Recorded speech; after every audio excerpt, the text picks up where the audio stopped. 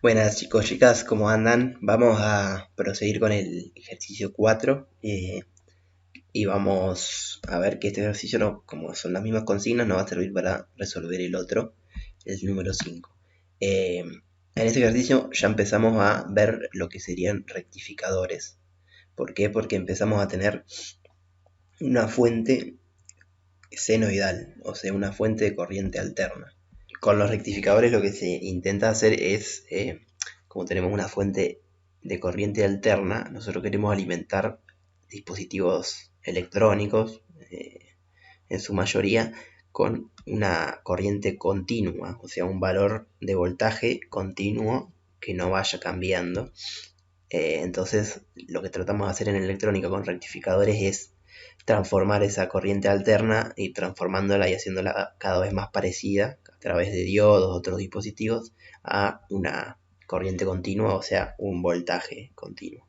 ¿Qué sería una fuente senoidal? Básicamente, lo que hace es proporcionarnos esta señal, a diferencia de una fuente de continua que nos proporciona una señal de un voltaje positivo continuo.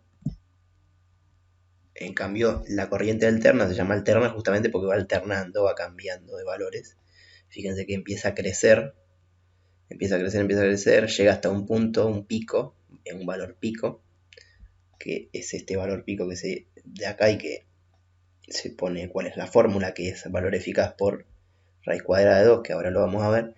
Pero la senoidal básicamente es esto, lo que hace es ir creciendo en valores positivos hasta un pico, empieza a disminuir sus valores positivos hasta atravesar el eje X.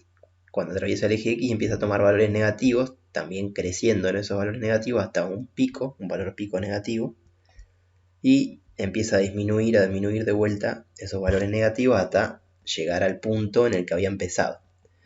Esto sería una señal senoidal. Claramente hay una diferencia con la corriente continua en que va alternando de valores.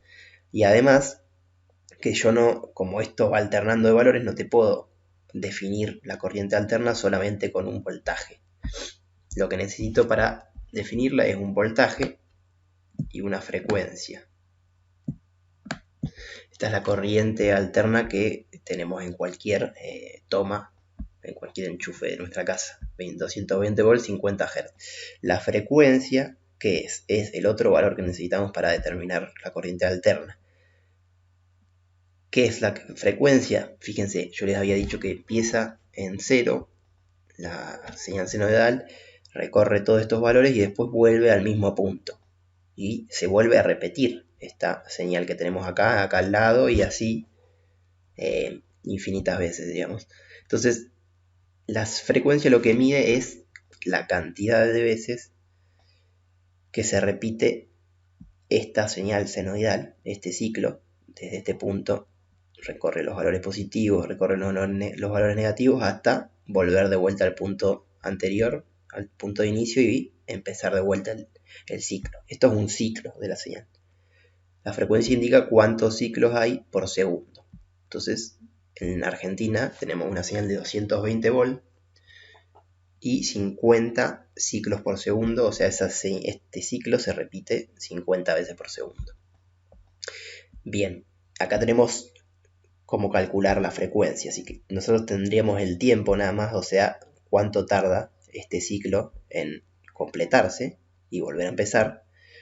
Supongamos que nos da 0,5 segundos. Bueno, tenemos el valor de cuánto tarda cada ciclo. Si queremos saber cuánto es la frecuencia, vamos a calcularla dividiendo 1 por ese valor, por los 0,5 segundos. Y eso nos va a dar un valor de frecuencia, que lo que te está diciendo es cuántas veces se repite este ciclo por segundo.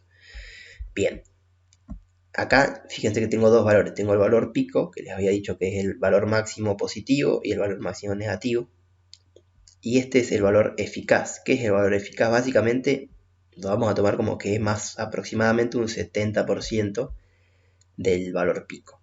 Y acá tenemos la forma de calcular. Para cuando querramos o un ejercicio nos pide calcular el valor eficaz, vamos a dividir el valor pico por la raíz cuadrada de 2. Y si queremos calcular el valor pico, hacemos un simple despeje, valor pico es igual a valor eficaz por la raíz cuadrada de 2.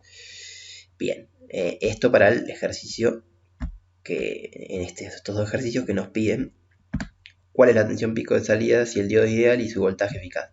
En este caso, el valor que les estoy dando acá, 50 volt, lo vamos a tomar como un valor pico. Entonces, en este caso, la tensión pico yo se la estoy dando, que son 50 volts. Lo que tienen que calcular es el voltaje eficaz y dibujar la forma de onda de entrada. Que la forma de onda de entrada, básicamente, es el gráfico de una onda senoidal, pero ustedes tienen que indicar estos valores. Indicar el valor pico, el valor eficaz, que está más o menos en el 70% de la onda, bueno, los valores negativos, y también van a tener que indicar el valor del tiempo, o sea, cuánto tarda, con esta fórmula lo van a sacar, cuánto tarda el ciclo, cuántos segundos tarda en completarse. Entonces con estos 60 Hz, con esta frecuencia que les doy, que se mide en Hz, ustedes van a poder calcular el tiempo. Bien, ahora vamos a ver el inciso B. ¿Cuál es la tensión pico de salida usando la segunda aproximación del diodo? Básicamente tendríamos que calcular lo mismo, nada más que utilizando la segunda aproximación del diodo. Digo, si la tensión pico es 50 volt, ¿qué va a pasar? ¿El diodo qué va a hacer? Van a caer 0,7 volt en el diodo. Entonces, si yo quiero saber la tensión de salida, con tensión de salida se refiere a, o forma de onda de salida también se refiere a la forma de onda que hay acá en la resistencia de carga que se llama. Entonces, solamente vamos a agregarle la segunda aproximación a los cálculos, o sea, los 0,7 volt que caen en el diodo. Y para el voltaje eficaz, ¿qué hacemos? Utilizamos el voltaje pico que habíamos calculado anteriormente, restándole los 0,7, o sea, 50 menos 0,7, y a ese valor lo transformamos en eficaz. Bien. Ahora, ¿qué pasa con la señal? Porque nos pide también dibujar la señal de entrada, que la señal de entrada es una señal senoidal con estos valores que les indiqué acá, que ustedes tienen que indicar. Y la salida, ¿cómo indicamos la salida? Bueno, la salida, fíjense que es sencillo. Hay que ver primero, como en todos los circuitos que tienen diodos, fijarse qué polaridad tiene este diodo. Fíjense que este diodo está conectado, podría decirse en directa. Pero, ¿por qué digo podría decirse? Porque la señal senoidal en realidad no es que tiene una polaridad, porque fíjense que va cambiando de polaridad. Primero es positiva, semiciclo positivo, y después es negativa en el semiciclo negativo. ¿Eso qué significa? Bueno, que esta fuente va a ir cambiando de polaridad. Primero en el semiciclo positivo vamos a tener esta polaridad. ¿Y qué pasa con esta polaridad?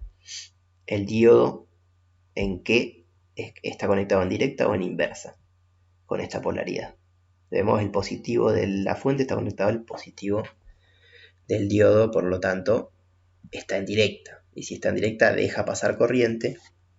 Y si deja pasar corriente, significa que la tensión va a pasar. Y a la salida, en esta resistencia, vamos a tener la tensión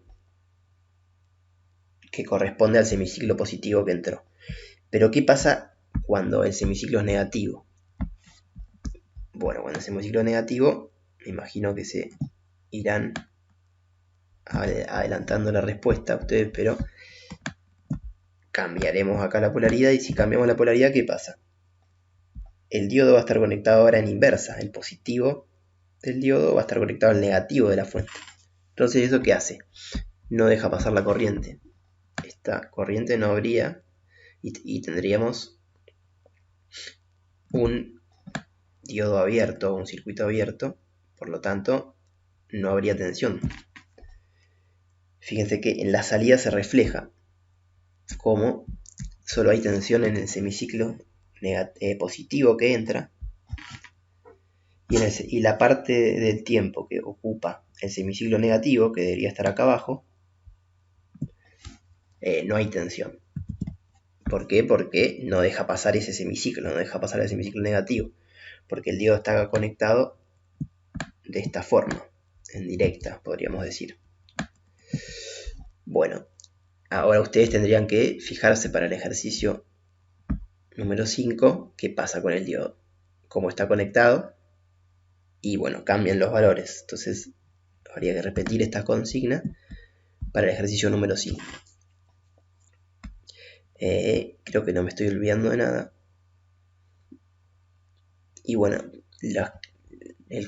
había un compañero que preguntaba para qué sirve la puesta a tierra. En estos casos la puesta a tierra no cambia nada. Fíjense que acá está puesta así, eso es una puesta a tierra, y acá está dibujada de otra forma, se puede dibujar de diferentes formas, pero básicamente sirve para lo que sirve cualquier puesta a tierra, es que la corriente tiene que circular de un lado a otro. Entonces, en este caso no es necesario dibujarla porque la corriente circularía desde el positivo hasta el negativo de la fuente, y eso se puede tomar como la puesta a tierra, entre comillas. Pero acá, como no tenemos un circuito cerrado, digamos, es otra forma de dibujar el circuito, no cambia nada, se puede dibujar así, cerrado, o con las puestas a tierra acá abajo. Son dos formas de dibujar el circuito, pero es lo mismo. Bueno, nada más eso.